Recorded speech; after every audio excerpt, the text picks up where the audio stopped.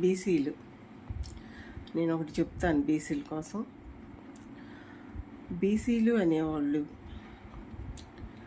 79 సంవత్సరాల నుంచి పోరాడుతూనే ఉన్నారు. కానీ ఏమీ సాధించలేకపోతున్నాం. అది ఎందుకు అనుకుంటున్నారు? దానికి ఒక కారణం ఉంది. అదేంటి అంటే, ఒక బీసీ చాలా కష్టపడి తను మాటతోనో లేకపోతే తన నడకవడికితోనో తను అభివృద్ధికి ముందుకు వెళ్ళాలనో ఏదో ఒకటి కొంతమందిని తయారు చేసుకుంటున్నాడు. ఒక బీసీ అంటే ఒక 10 మంది బీసీలను, ఒక 20 మంది బీసీలను, ఒక 100 మంది బీసీలను ఏర్పాటు చేసుకుని తన పోరాటం, తన యుద్ధం మొదలు పెడుతున్నాడు. కానీ అక్కడ ఏం జరుగుతుంది అనుకుంటున్నారు? అతన్ని గళం ఇప్పటం, ఇతర పార్టీలను ప్రశ్నించటం అతను ఎప్పుడైతే మొదలుపెట్టాడో ఆ పార్టీలకి వీడేదో సాధించడానికి తయారైపోయాడు, వీడి వల్ల మనకు చాలా డేంజర్ అని తెలియగానే వాడిని కొనేస్తున్నారు. పదవి ఆశ చూపిస్తున్నారు. ఆ పదవి కోసం అమ్ముడైపోతున్నాడు. తర్వాత ఎంతో కష్టపడి ఒక నాయకుడిని తయారు చేసుకుని అతని వెనక రేయనక పగలనక తిరిగిన ఈ బీసీలు అనాథలైపోతున్నారు. అయ్యో, మనం ఇన్నాళ్ళకి పడ్డ కష్టం అంతా వృధా అయిపోయింది అని బాధపడుతున్నారు. ఆ పదవి తీసుకున్న అతను కొన్ని వాళ్ళకి ఏమన్నా హెల్ప్ చేస్తున్నాడా? లేదు. అతనికి హెల్ప్ చేయడానికి అతనికి అంత సీన్ లేదు అక్కడ. ఆ నాయకుడు ఏది చెప్తే అదే చెయ్యాలి. బానిస, కట్టు బానిస అయిపోతున్నాడు. పదవి ఉండి బానిస, పదవి తీసుకున్నందుకు బానిస అంటే అతని కుటుంబానికి, ఆ రాజకీయ నాయకులకి తప్ప బీసీలకి పనికిరాడు. బీసీలకి ఏ సాయం చేయలేడు, అసలు చేయడు కూడా. ఎందుకంటే ఎప్పుడైతే అతని పదవి వస్తుందో అతని కళ్ళు నెత్తి మీదకి వస్తాయి. అంతకుముందు ఏ బీసీలను అడ్డం పెట్టుకుని తిరిగి ఈ పదవి తెచ్చుకున్నాడో అప్పుడు ఆ బీసీలు వాళ్ళకి పనికిరారు, అతనికి కనిపించడు. అతని పదవి తప్ప, అతని ముందున్న రాజకీయ నాయకులు తప్ప, అతని వెనకాల కష్టపడి తిరిగిన ఈ బీసీలు అప్పుడు పనికిరారు. అలా జరుగుతుంది. అందుకే బీసీలు వెనకబడిపోతున్నాం. ఇప్పుడైనా ఆలోచించండి. నోరున్న వాళ్ళు, డబ్బున్న వాళ్ళు, పరపతున్న వాళ్ళు అందరూ కూడా రండి, బయటికి రండి. రామచంద్ర యాదవ్ గారు త్వరలో కమిటీలు వేస్తున్నారు. మనం బీసీల రాజ్యాన్ని తెచ్చుకోవటానికి మనం యుద్ధం చేయాలి. ఇప్పుడు వరకు రామచంద్ర యాదవ్ గారు ఒక్కళ్ళే యుద్ధం చేస్తున్నారు. ఇప్పుడు మనం కూడా ఆయనతో కలిసి యుద్ధం చేయాలి, పోరాటం చేయాలి. ఈ పోరాటంలో చాలా కష్టాలు ఉంటాయి. ఎందుకంటే బీసీలు ముందుకు వెళ్తున్నారు అనుకుంటే మనల్ని కాళ్ళ రాసేయటానికి ఎన్నో కుట్రలు, ఎన్నో పన్నాగాలు జరుగుతూ ఉంటాయి. అవన్నిటినీ తట్టుకుని మనం ముందుకెళ్ళాలి అని అంటే, ఉదాహరణకు ఒక విషయం చూడండి. రామచంద్ర యాదవ్ గారు కారేడు ప్రాంతానికి గిరిజన స్త్రీలను అరెస్ట్ చేశారని పలకరించడానికి వెళ్తే ఎలా నెల్లూరులోనే ఆపేశారు. నెల్లూరు నుంచి లోపలికి రానివ్వలా. మరి వైసీపీ నాయకుల్ని వైసీపీ నాయకులు వెళ్ళిపోవచ్చు, వాళ్ళకి ఎంట్రింగ్ ఉంది. రామచంద్ర యాదవ్ గారికి లేదు. రామచంద్ర యాదవ్ గారు నెల్లూరులోనే ఆపేశారు. రామచంద్ర యాదవ్ గారు తప్ప ఆ కారేడు ఎవరైనా వెళ్ళొచ్చంట, ఆయన వెళ్ళకూడదంట.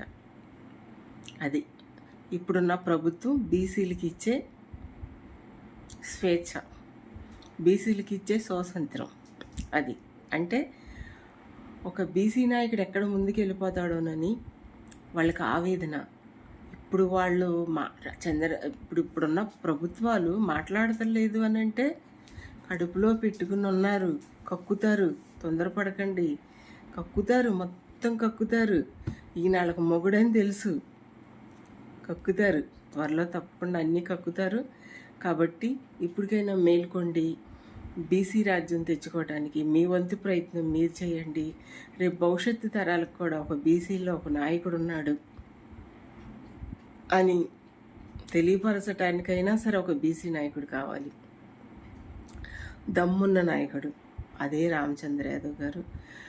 రామచంద్ర యాదవ్ గారు అని అంటది ఈ అమ్మాయి అని మీరు అనుకుంటారు. నన్ను చాలామంది ఫోన్ చేసి అడుగుతారు. ఆయన కమిటీలు కూడా వేయడు, మీరేమో పార్టీలోకి రమ్మంటారు, ఏంటమ్మా వచ్చి ఏం చేయాలి మేము ఆ పదవులు వదులుకుని వచ్చి మేము పార్టీలో ఉండాలా అంటారు. లేదండి, త్వరలో కమిటీలు వేస్తున్నారు సారు, మీరు తప్పకుండా ఆ పార్టీలో వదిలేసి రావాలి, వచ్చి బీసీల రాజ్యం అనేది ఒకటి తీసుకురావాలి, ఎస్సీ ఎస్టీ మైనార్టీలను కలుపుకుని మనం ముందుకెళ్ళాలి అని అంటే మీరు రావాలి. డబ్బున్న వాళ్ళు, పదవులు ఉన్న వాళ్ళు అందరూ కూడా బయటకు రావాలి. వస్తేనే బీసీల రాజ్యం తెచ్చుకోగలుగుతాం. అంతేగాని మీరొకటి చేసి మేమొకటి చేసి చాలా కష్టం. ప్లీజ్ అర్థం చేసుకుని రామచంద్ర యాదవ్ గారికి సపోర్ట్ చేయడానికి మీరంతా రావాలి. బీసీలు ఎందులోనూ తీసిపోరు. 79 సంవత్సరాల తర్వాత బీసీలకి చలనం వచ్చింది అంటే బీసీలో మార్పు వచ్చింది, మారుతున్నారు. బీసీ రాజ్యం తెచ్చుకోవాలని బీసీలు చాలా ప్రయత్నాలు చేస్తున్నారు. దానికి ఉదాహరణ మీరే. ఎస్సీ ఎస్టీ మైనార్టీలు కలుపుకొని మనం ముందుకెళ్ళి రామరాజ్యాన్ని తెచ్చుకోవాలి. బీసీ అనేవాడు ఇందులో తీసుకుపోవడని చెప్పేసి నిరూపించాలి. మనకి ఇస్తానన్న రిజర్వేషన్ల కోసం మనం పోరాడాలి. బీసీలుని అరెస్టులు చేసి బీసీల మీద తప్పుడు కేసులు పెట్టి బీసీలను ఇబ్బందులు పట్టి బీసీ చట్టం తీసుకొస్తానని వాగ్దానం చేశారు. ఇంతవరకు బీసీ చట్టం అనేది లేదు, తీసుకురాలేదు. బీసీలు రిజర్వేషన్ లేదు. కులగణన చేయమంటే చేయరు.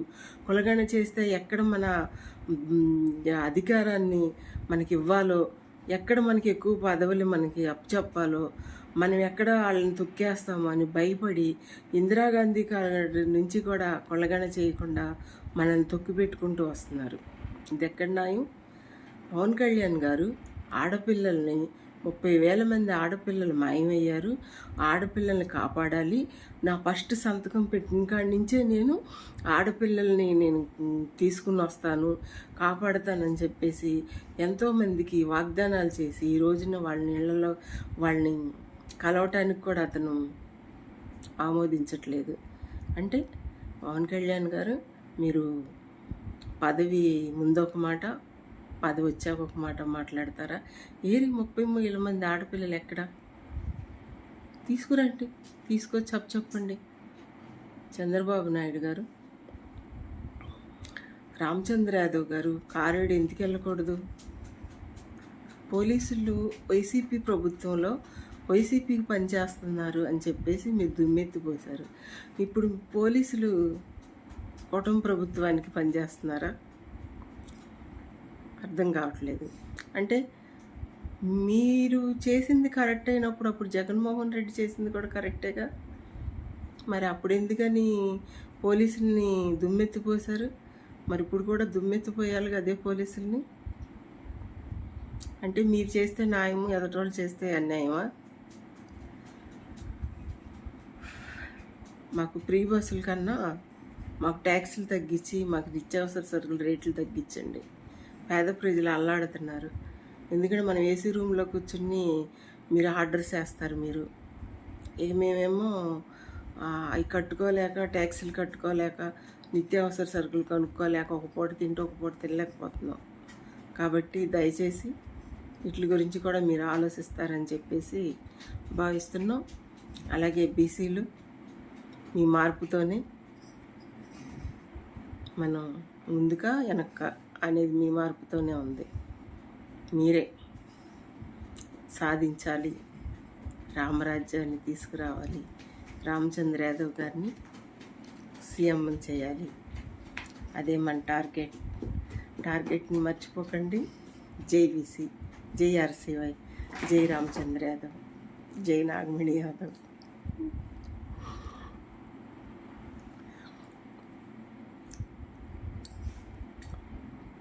ఆలోచించండి, అడుగు ముందుకేయండి. మనం ముందుకు వెళ్ళాలి అని అంటే మీ మార్పుతోనే అది సాధ్యం. జోక్ కాదు, సీరియస్.